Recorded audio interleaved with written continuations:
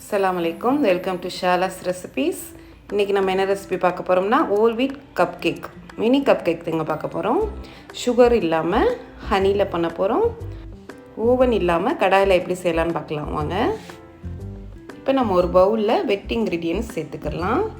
இதில் 1/4 கப் தயிர், 1/3 cup honey. ஹனிங்கிறது வந்து மெயினான இன்க்ரீடியன்ட்ஸ், கண்டிப்பாக நீங்கள் சேர்க்கணும். 1/4 கப் ஆயில் வேண்டாம்னு நினச்சிங்கன்னா நீங்கள் பட்டர் கூட சேர்க்கலாம். 1 டீஸ்பூன் வெனிலா எக்ஸ்ட்ராக்ட், 1/4 கப் பால் சேர்த்துக்குங்க. காய்ச்சி ஆற வச்ச பால் இது சேர்த்து நல்லா மிக்ஸ் பண்ணிக்கலாம்.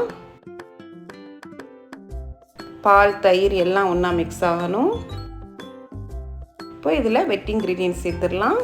1/2 கப் கோதுமை மாவு, 1 டீஸ்பூன் பேக்கிங் பவுடர், 1/8 டீஸ்பூன் உப்பு, 1/4 கப் மில்க் சாக்லேட் சேர்த்துருக்கேன். உங்களுடைய விருப்பம், நீங்கள் டார்க் சாக்லேட் சேர்த்துக்கலாம், சாக்கோ சிப்ஸ் சேர்த்துக்கலாம், இல்லை எதுவுமே சேர்க்கலைனாலும் பரவாயில்ல, நல்லாயிருக்கும்.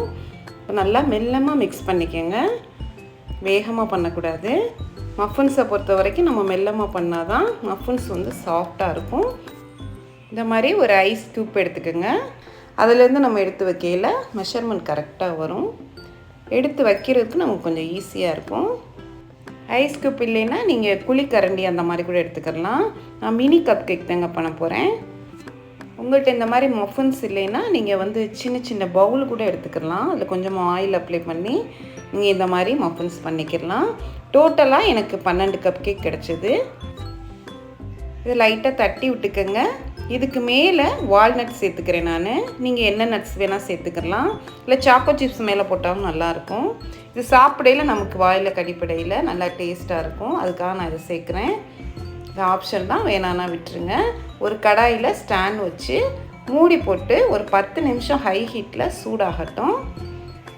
சூடானதுக்கப்புறம் நம்ம செஞ்சு வச்ச மஃபின்ஸை உள்ளே வச்சிடலாம். எனக்கு இந்த மஃபின்ஸ் குக் ஆகிறதுக்கு 30 நிமிஷம் ஆச்சு. இதே நீங்கள் ஓவனில் வச்சிங்கன்னா 175 டிகிரி செல்சியஸில் 20 நிமிஷத்துலேயே நமக்கு பேக் ஆயிரும். இப்போது ஒரு டூத் பிக்கை வச்சு குத்தி பார்த்துக்கிறேன் நான். க்ளீனாக வந்திருக்கு. இப்போ நமக்கு பேக் ஆயிடுச்சுன்னு அர்த்தம். எடுத்து கம்ப்ளீட்டாக ஆற விட்டுருங்க. ஆறினதுக்கப்புறம் நான் உங்களுக்கு பிச்சு காமிக்கிறேன் எவ்வளோ சாஃப்டாக இருக்குன்னு. பாருங்கள் இவ்வளோ க்யூட்டாக குட்டியாக இருக்குன்னு.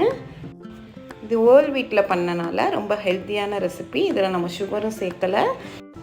ஸ்கூலுக்கு போகிற குழந்தைங்களுக்கு இதை ஸ்நாக்ஸாக கொடுத்து விடலாம், பெரியவங்களும் சாப்பிட்லாம், ரொம்ப நல்லது.